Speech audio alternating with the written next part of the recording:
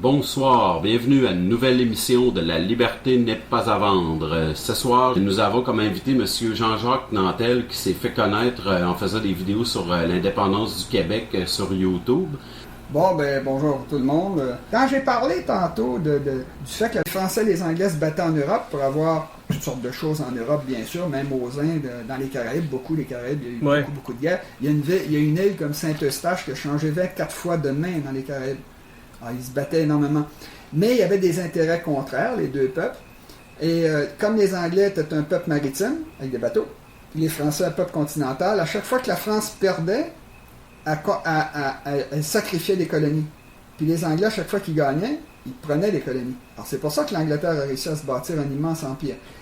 En 1760, il y avait eu la guerre de 7 ans, entre 1755 et 1763. Ils se sont battus. Ça a commencé d'ailleurs en Amérique du Nord, Washington, dans la région de l'Ohio. Alors ce qui est arrivé, c'est qu'il y a eu un rebalancement de la puissance en Europe. À force, les Anglais, ce qu'ils faisaient, comme c'était une puissance maritime, ils aidaient les ennemis de la France avec de l'argent, puis ils disaient aux ennemis de la France, aux Allemands, aux Hollandais, aux Espagnols, aux Italiens, battez-vous contre eux. Ils ne se battaient pas directement eux autres. Ils arrivaient à la fin des conflits. Ils envoyaient leurs hommes à la fin des conflits pour gagner la guerre. Puis là, ils imposaient une paix qui leur servait. Oui, on a ça à la Deuxième Guerre mondiale aussi. Comme les Américains avec la Deuxième Guerre mondiale. Les Américains ont fait ça. C'est le principe d'une puissance maritime. On appelle ça le Rimland contre le Heartland. Mais ça, c'est un autre sujet. Là. On n'entrera pas là-dedans. Tout ça pour dire que, à force d'affaiblir la France, à chaque guerre, la France laissait tomber, OK, on a perdu une guerre, on va laisser partir la baie du Thon, on va laisser partir Terre-Neuve, on va laisser partir l'Acadie, on va laisser partir... Fait que là, le Québec a fini par être entouré, puis lors de la guerre de 7 ans, l'Angleterre a aidé Frédéric II de Prusse, puis l'Autriche, puis enfin, il y a eu une guerre, là, que tout le monde se battait en Europe, puis les Français ont perdu. Alors quand les Français ont perdu, ils ont dit, le Canada, là, ça coûte très cher, c'est de plus en plus, les Américains sont nombreux, ça va coûter de plus en plus cher de défendre ça, on laisse tomber ça. Alors là, ce qui est arrivé, c'est que quand nous, on a été envahis en 1760 parce que les Anglais ont compris que c'était l'endroit où il y avait la majorité numérique. C'était l'endroit dans le monde où il y avait la majorité numérique. Alors ils ont dit, on va attaquer, on va prendre le Canada, l'Amérique du Nord, puis après, comme c'était des puissances maritimes, ils ont pris les Caraïbes, puis ils ont gagné la guerre. Alors, les Français ont dit, OK, on laisse tomber. Nous, on est envahis en 1759, 1760, c'était fini, on s'est rendu, puis on s'est dit, là, ils vont faire un traité de paix, puis comme d'habitude, ils vont s'entendre en Europe, puis ils vont retourner la Nouvelle-France à la France, puis c'est ce que les Amérindiens se sont dit aussi, on va rétablir la situation habituelle. Mais là, la France a dit non. On laisse tomber le Canada, ça coûte trop cher, on a perdu la guerre. Ils ont changé contre une coupelle de place. Là, en fait, c'était des compensations. C'est que les Anglais, essentiellement, c'est que les Anglais se disaient, les Français les voulaient, les Anglais se disaient, si on ne veut pas recommencer une nouvelle guerre, là, dans 10 ans, 20 ans, là, il faut laisser du sucre aux Français. Il faut laisser des plantations de sucre aux Français. Alors, on a laissé Martinique, Guadeloupe, dans les Caraïbes. Mais les Français ne pouvaient pas défendre ça. Là. Les Français avaient perdu la guerre. Ils leur ont laissé Pondicherry, qui est un champ d'Ernagor aux Indes, puis ils puissent aller chercher des épices, etc. Ils ont laissé le Saint-Pierre-et-Miquelon. Ouais, pour avoir un poste là, pour le poisson. Le poisson. Alors, ils leur ont laissé des petits morceaux à gauche, à droite, pour que les Français puissent continuer de vivre. Ils avaient besoin de sucre, ils avaient besoin de poisson, ils avaient besoin d'épices. Mais ils ont pris tout le reste. Alors, les Français ont dit, on laisse tomber le traité de Paris. Immédiatement, quand les Français, ça a été connu ici, là, les Québécois ont dit, qu'est-ce qui se passe? Là, on va être tout seul? Non, on est envahis, les Américains sont 1,5 million. Puis là, c'est les Amérindiens. Les Amérindiens, oui, mais nous, on va perdre nos terres, ils vont débarquer, ils vont nous envahir. Parce que c'est ça qu'ils font, les Américains. Les Américains, ils poussent vers l'ouest, puis ils vont débarquer. Puis là, les Français ne nous donneront plus d'armes, ils ne nous aideront plus. Parce que pour les Amérindiens, c'était vital, le Québec. Il y a besoin du Québec et de la Louisiane pour avoir l'aide de la France. La France s'en va. Ils se sont dit, on va se... Et là, les Anglais, qui venaient de gagner la guerre, qui avaient tout gagné, une révolte généralisée des Indiens dans la région des Grands Lacs, toute la région de l'Ohio, ils sont révoltés, ils ont dit, ils s'en viennent, ils vont nous voler nos terres. Fait que là, les Anglais ils étaient des Européens, ils n'avaient rien compris à ce qui se passait en Amérique du Nord. Pour eux, c'était une bataille entre les Français et les Anglais. Ils n'avaient pas compris ça, ce que je viens de vous expliquer, les guerres entre les Amérindiens, puis entre le Québec, puis eux autres qui avaient gagné la guerre, c'était fini. Ils avaient déporté les Acadiens, là, au traité de Paris. Les Français ont dit, vous ne ferez pas ça, là. De toute façon, ça n'aurait pas été possible en passant. C'est très difficile de remonter le Saint-Laurent, surtout à l'époque, les bateaux de bois, là. On aurait été se perdre dans la forêt, puis ça aurait fait une guérilla. Alors, les Anglais, eux, tout ce qu'ils voulaient, c'était garder la paix. Alors, ils ont dit, OK. On arrête les frais, là, OK, les Amérindiens de la région des Grands Lacs, on fait une entente. On va signer. Et là, ils ont fait ce qu'on appelle le renversement des alliances. Première des choses, j'en ai parlé tantôt, ils ont décapité le Québec. Ils ont pris tous les meilleurs emplois au Québec. Avant 1760, au Québec, on avait un gouverneur, un intendant, des administrateurs coloniaux, on avait des évêques, des ecclésiastiques, on avait des exportateurs, des importateurs, on avait des capitaines de bateaux, on avait des soldats, des généraux, de toute une hiérarchie militaire, des médecins, des avocats, des notaires. Enfin, il y avait tout ce qu'il fallait pour un peuple. Il y avait du monde riche ici, là. Ils ont pris tous ces jobs-là. Puis dans le traité de Paris, il était écrit « Ceux qui veulent quitter la Nouvelle-France peuvent le faire librement, mais ils doivent vendre leurs terres, leurs possessions à des Anglais. » Ben oui, ceux qui sont partis, c'est les riches. Alors les Anglais ont pris tout le contrôle de la société en prenant tous les meilleurs jobs. Puis les Québécois riches, ils ont dit, non, il y avait des seigneurs aussi, on avait des nobles ici. Alors les plus riches ont dit, ben là, on fout le camp, pas pour devenir cultivateur, moi je suis habitué de porter un panache, puis d'avoir un cheval puis une calèche. Alors les Anglais qui avaient découvert en arrivant au Québec, les fêtes des gouverneurs où les femmes se présentaient en robe longue dans des calèches, ça a tout disparu, ça. Là, on est devenu un peuple de cultivateurs, de fermiers, c'était volontaire. Au lieu de nous déporter, ils nous ont tassés dans les terres, ils nous ont décapités, on avait tous nos chefs, puis ils ont pris le contrôle des meilleurs jobs. Et là, ils ont dit, ensuite, il y a eu quand le traité de Paris est venu, ils ont dit aux Amérindiens, puis aux Québécois, ils ont dit, attendez, là, pour vous, ce qui est important, c'est la religion catholique, on vous garantit ça. C'était l'acte de Québec, ils ont dit, OK, on vous garantit ça, on ne touchera pas à ça. Là. Vous allez avoir vos lois, vous avez votre langue, on vous agressera pas. Les Québécois ont dit, bon, on a perdu, les Français sont partis. On a accepté. Les Amérindiens, eux, qui avaient fait une révolte dans les Grands Lacs, ils ont dit, ah non, on va se battre, nous. Ah là, c'est nos terres, là, c'est nos femmes, nos enfants. Là. Ah, ils ont dit, OK. Là, les Anglais n'avaient rien compris de ce qui se passait en Amérique du Nord. Alors, ils ont dit, OK, on s'entend avec vous, on va interdire la colonisation à l'ouest des Appalaches. Fait que là, les Amérindiens se sont calmés, ils ont dit, OK, écoutez, tu fais correct. Alors, les Anglais avaient fait un renversement des alliances. La France était partie, puis ils avaient fait une entente avec les Québécois et avec les Amérindiens pour que la paix s'arrête. Mais les Américains, eux autres, ils ont dit, hey, une minute, la chose. Nous, on a fait la guerre pour aller à l'ouest. C'est pour ça qu'on faisait la guerre, nous. Washington, quand il a commencé la guerre de 7 ans, là, dans l'Ohio, c'était pour aller dans l'Ouest. Alors les Américains ont dit, ça a pris quelques années, parce qu'ils étaient britanniques, c'était des vrais Britanniques. Ils ont dit, ben non, mais on veut rester avec Là, ils ont commencé à discuter, puis ils ont dit, non, on va se séparer. On va faire la guerre d'indépendance. Ça n'a pas pris longtemps, là. 1763, le traité de Paris. 1776, 13 ans plus tard, les Américains deviennent indépendants. Alors les Américains, leur intérêt, c'était d'aller à l'Ouest. Et là, c'est apparu. Là, les choses vont vite en politique, même à cette époque-là. Ah oui, mais là, c'est parce que c'était important, parce qu'à cette époque-là, les Américains doublaient de population tous les 20 ans. Alors, ça leur prenait toujours 2 fois plus de territoire à tous les 20 ans.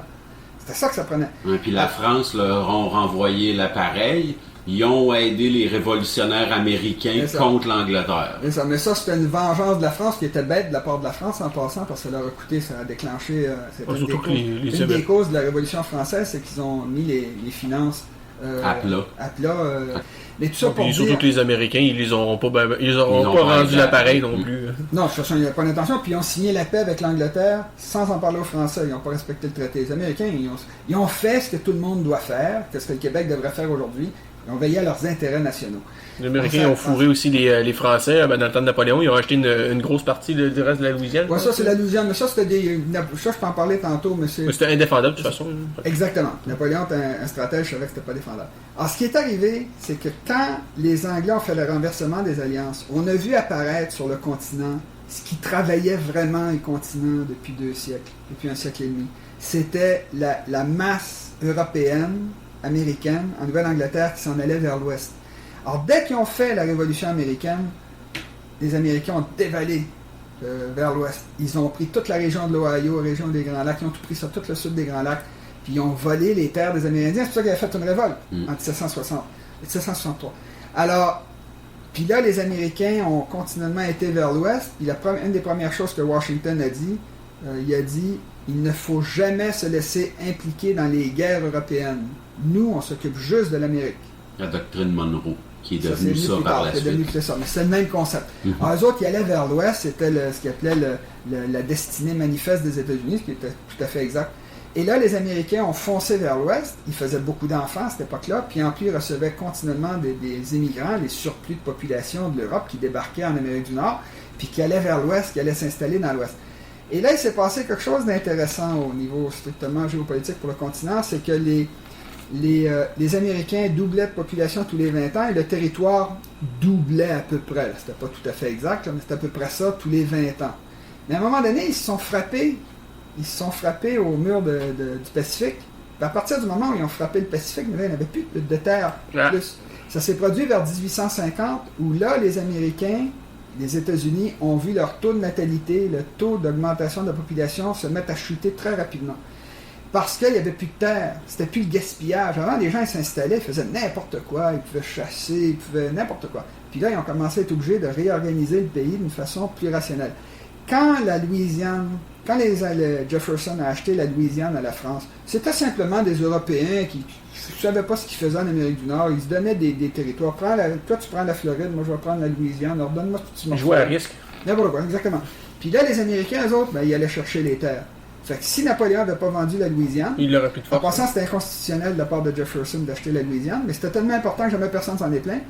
Il a acheté la Louisiane pour je ne sais plus combien de millions. Quasiment. Mais de toute façon, c'était indéfendable pour Napoléon qui le savait. Il aurait fallu envoyer des 10 millions de soldats. Ils ont fait pareil aussi avec Alaska vers la Russie. Hein. C'est ça. Ça, c'est un peu plus drôle, par exemple, pour la suite des événements. C'est la croissance américaine, mais ça ne nous concerne pas vraiment. Ce qui nous concerne... parce qu'on veut parler du Canada, en fait, de la forme bizarre du Canada. Alors là, si on revient à ce qui s'est produit au Québec, c'est que la vallée du Saint-Laurent, comme je l'ai dit, est extrêmement importante pour pénétrer à l'intérieur du continent. Et les Anglais, nous, on a fait une erreur grave. En 1775, Benjamin Franklin est rentré avec une armée américaine à Montréal, puis il nous a offert de nous joindre à la Fédération américaine.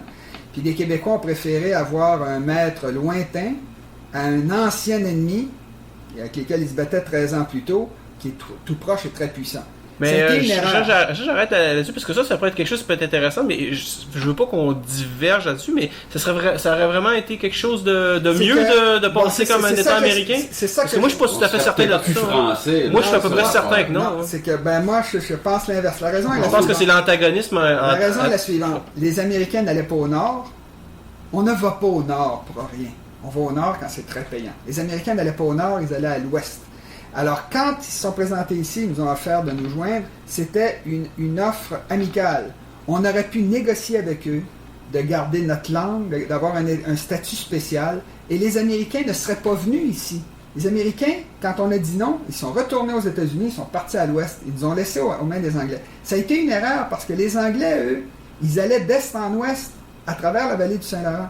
Mais on s'est fait passer sur le corps pendant 250 ans par les Anglais parce qu'on a refusé. Les Américains, eux, ils vont dans l'ouest. Ils n'allaient pas au nord.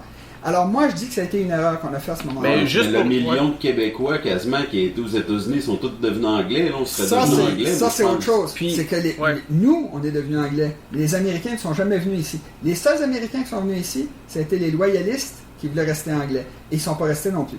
Ils sont venus au Québec, se sont installés essentiellement dans les Maritimes, puis dans les cantons de l'Est, un peu à Montréal, puis ils sont repartis pour aller peupler l'Ontario.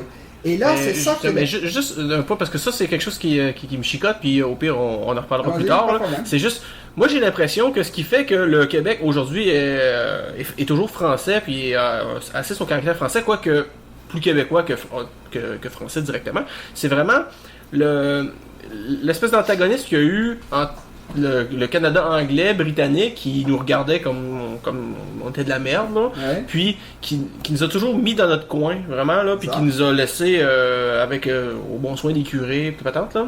Puis, si jamais on aurait été aux États-Unis, puis admettons que les États-Unis n'auraient pas eu cette attitude raciste-là, comme les Anglais ont eu, peut-être probablement qu'on se serait beaucoup plus fondu via notre élite, dans le pays américain, parce qu'il y a plusieurs endroits qui devaient parler beaucoup plus espagnol, notamment la partie californienne. Puis ils parlent tous anglais aujourd'hui. Moi, j'ai l'impression qu'on serait plus québécois si on aurait été américain. La question, c'est que ce qui a fait l'histoire du Québec, ça a été l'immigration. Je l'ai dit tantôt, les Québécois n'ont jamais contrôlé la vallée du Saint-Laurent parce qu'on n'était pas assez puissant. Le Saint-Laurent était trop important pour les autres. Alors, c'est les puissances extérieures. L'histoire du Québec, elle a été faite à l'extérieur du Québec. Elle a été... C'est pas Papineau, c'est pas Louis-Hippolyte Lafontaine puis René Lévesque qui ont fait l'histoire du Québec. Le Québec, c'est un pays naturel. Et c'est ce que j'explique tout le temps, c'est que quand les Anglais ont pris tous les postes de commande au Québec, c'était des urbains. Les Anglais sont restés urbains, un peu dans les cantons de l'Est, mais ils ont fini par partir. Nous, on était un peuple sédentaire, de fermiers, on était sédentarisés. Avant, les gens ils se promenaient partout sur le continent. La véranderie, ils se promenaient, c'était incroyable. Ils partaient avec des canots. J'ai déjà fait du canot. Partant en canot, là, vous enfoncez 2-3 000 km là, dans le cas. C'est des gens qui avaient des... comme on dit, en avait des grosses. Bon, alors, puis des territoires hostiles pour aller faire du commerce. Alors, ils ont enlevé tout ça. Ils nous ont empêchés de continuer, nous, d'utiliser l'accès ouest. Ils nous ont sédentarisés, ils ont fait de nous des fermiers. Puis ce qui est resté ici au Québec, c'était toutes les classes supérieures qui pouvaient vivre des fermiers, c'est-à-dire des médecins pour s'occuper des corps, les notaires pour s'occuper des terres, puis les prêtres pour s'occuper des âmes. Mais tout le reste, ça a foutu le camp. Alors nous, on est devenu un peuple sédentaire dans un pays naturel qui est le Québec. Comme j'ai dit, au nord, vous avez les Laurentides, au sud, vous avez les Appalaches, à l'est, vous avez le golfe du Saint-Laurent qui est vide, vous avez également les forêts du Maine qui encore aujourd'hui sont vides. À l'ouest, vous avez le lac Ontario, qui est 69 mètres plus haut que Montréal. Ça n'a l'air rien, 69 mètres, mais c'est tellement important quand vous multipliez ça par des millions d'individus puis des siècles qui nous ont fait payer la voie maritime du Saint-Laurent. C'était assez important pour qu'on paye une immense voie maritime à coût de milliards de dollars. Alors, le Québec est un pays naturel. On est devenu un peuple sédentaire qui était traversé en continu par un flot de nomades, les immigrants qui partaient de continents plus pauvres pour aller vers la richesse qui est au centre de l'Amérique du Nord. La pompe à immigrants en Amérique du Nord, pas au Québec, est dans l'Ouest. Oui. Parce qu'encore aujourd'hui, c'est la Colombie-Britannique puis l'Alberta qui est riche. C'est encore la Californie qui est riche. Bon, alors, là, il y a eu une pompe qui tirait les immigrants. Les immigrants rentraient à Montréal, c'était l'immigration urbaine, très très peu sur les terres. Ils restaient ici le temps de se refaire parce qu'il n'y avait plus d'argent, c'était des pauvres, puis ils repartaient dans l'Ouest. Alors, les Anglais qui nous avaient privés de nos chefs, alors évidemment, c'est les curés qui ont pris le contrôle, ben oui, c'est tout ce qui reste. La seule élite. C'était la seule élite avec... Qui était tolérée de vous. Puis Durham raconte même dans le rapport Durham, ça c'est vrai, une des caractéristiques fortes du peuple québécois, et ça c'est jusqu'au 20e siècle, très avancé dans le 20e siècle, même aujourd'hui, c'est qu'il n'y a pas de classe sociale. C'est qu'au Québec... Il y en a une, c'est la base. C'est ça. C'est que les prêtres, puis moi je le vis dans ma famille, là, vous avez des médecins, des ingénieurs, des comptables qui sont assis à la même table que des assistés sociaux, puis tout le monde c'est la même famille, tout le monde c'est les amis, c'est le chum de la fille, puis il n'y a pas de problème. En France, ça ne marche pas comme ça. Oh, bon sang, ça c'est un pauvre, c'est un assisté social. Non, ils sont très hiérarchiques, les Français. C'est partout dans le monde. Alors, c'est à cause des Amérindiens qu'on serait comme ça. En tout cas, moi, ce que j'ai pu comprendre, là, parce qu'il n'y a pas vraiment de classe comme chez les Autochtones, puis que nous, on aurait comme un peu hérité de ce côté-là d'eux, qu'on serait moins hiérarchisé. Il y a eu plusieurs influences, mais le résultat est quand même ça. Alors, ce qui est arrivé, c'est que ce qui a fait l'histoire du Québec, c'est l'immigration. Moi, je le dis, je le répète, puis je n'ai jamais compris que Parizeau a reculé là-dessus. C'est les immigrants, c'est les groupes ethniques qui nous ont fait perdre le référendum de 1995. C'est ça la vérité. Pourquoi mentir? C'est ça la vérité. C'est que ces gens-là, je leur lance pas la pierre dans le sens de dire c'est des gros méchants. Non, on les a trompés. Comme on a trompé les Québécois en leur disant que ça coûtait cher l'indépendance. On a trompé les Américains. Mais surtout que ça serait contre eux autres, là, mais... Ben, pas vraiment, parce que c'est tout le Québec qui est pauvre. Encore on en reparlera. Non, c'est ça, mais c'est parce que ça, on va aller plus loin de toute façon, parce qu'il faut quand même avancer peut-être un petit peu plus vite, sinon on ne videra pas à bout du Non, mais j'y arrive, là. Alors, moi, ce que j'essaie d'expliquer, c'est que la vallée, les Québécois ont été sédentarisés sur les terres, puis les Anglais ont développé l'accès ouest pour développer l'ouest du Canada. Puis évidemment, ils faisaient payer ça par des taxes qu'ils imposaient à la population. C'était nous, la population. On était à 90%, 70%, 50%, 30%. On a payé une grande partie de tout ce qui s'est développé dans l'ouest. On a développé tout ce qui était payé dans la vallée du Saint-Laurent. Notamment parce qu'on était la population majoritaire aussi au Canada. Alors, c'est nous qui payons. On a payé une grande partie du développement de l'Ouest.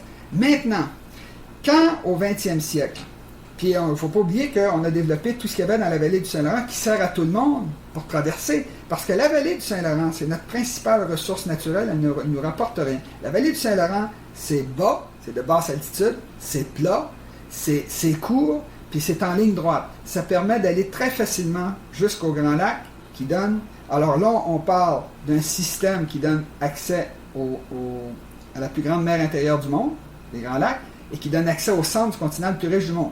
Alors, tout le monde passait par ici, tout le monde continue, encore aujourd'hui, de traverser le Québec. Ça nous a donné l'occasion de faire une des autoroutes les plus plates au monde, qui est la 401. Qui coûte pas cher. Mais elle coûte pas cher au Québec, elle coûte très cher dans les Rocheuses. C'est nous qui en avons payé une grande partie. Les trains. Mais je parle de l'autoroute qui va à Toronto, l'espèce d'autoroute plate. Là. Quand ils ont fait le Canada fédéral, ils ont essayé d'abord, après la révolte de 1837, de faire disparaître le Québec. Le Québec a disparu de la carte pendant 27 ans. Puis ils ont fait brûler le Parlement à Montréal. Canada uni, c'est ça. Ils ont fait disparaître le Québec. Ils ont dit, on va les détruire. C'était ça le rapport Durham. Carrément un génocide. On va détruire ce peuple-là. On va le faire disparaître. Ça n'a pas fonctionné. Alors en 1867, ils ont dit, bon, ça n'a pas marché. Les Québécois font de la guérilla. On bloquait tout. C'était un paquet de troubles. Alors ils ont dit, OK, on va recréer la province de Québec. Et là, ils ont tout organisé pour enlever de la richesse au Québec.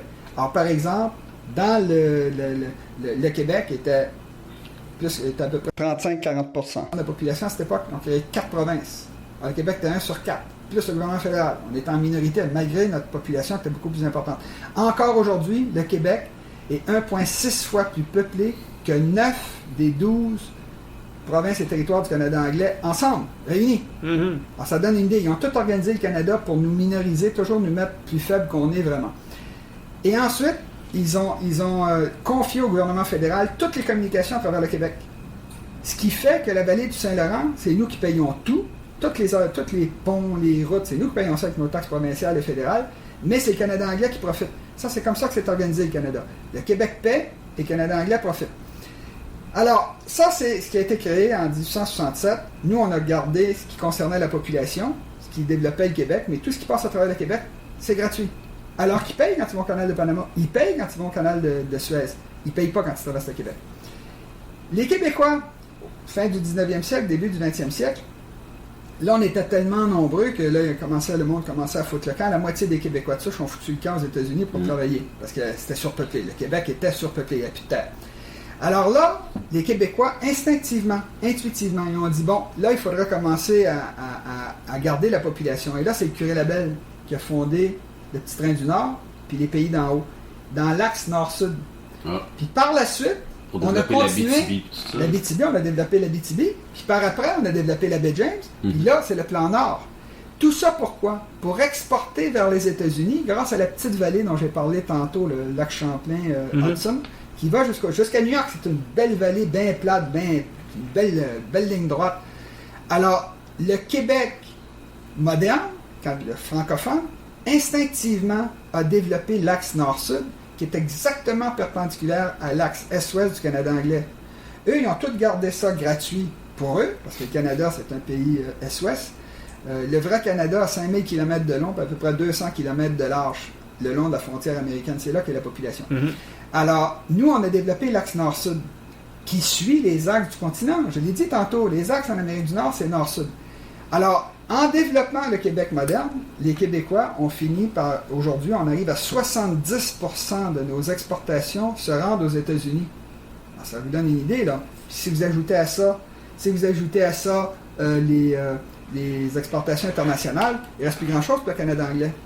Alors, l'axe du futur pour le Québec, c'est l'axe nord-sud, qui part dans le Grand Nord, où est la richesse, les matières premières, puis qui vend aux États-Unis. Et l'axe du passé, c'est l'axe est-ouest. Et cette croix-là se rencontre exactement à Montréal. La croix, là où les autoroutes se croisent, c'est Montréal. Et c'est à Montréal où il y a le conflit entre le Canada anglais, les anglophones, et les francophones. Qui va dominer? L'économie dit que c'est l'axe nord-sud qui va dominer, parce que le continent est fait comme ça. La politique dit que ça va être l'axe est-ouest. Et là, il y a un problème démographique, c'est-à-dire que le Québec était surpeuplé et a baissé sa natalité parce qu'il n'y avait plus de place. Et là, ça a été les immigrants dont le Canada anglais s'est servi en les trompant. Ils ont fait venir ici pour essayer de noyer le Québec et gagner les référendums, nous empêcher de nous libérer. Tout en essayant de nous appauvrir par la même occasion. Bien sûr. Ce qui faisait manquer leur coup. Exactement. Alors, là, c'est ce que je vais expliquer dans quelques minutes. Alors, on peut faire une pause si vous voulez. Alors, je remercie tout l'auditoire d'avoir assisté à cette émission. J'ai été enchanté de pouvoir vous donner mon opinion.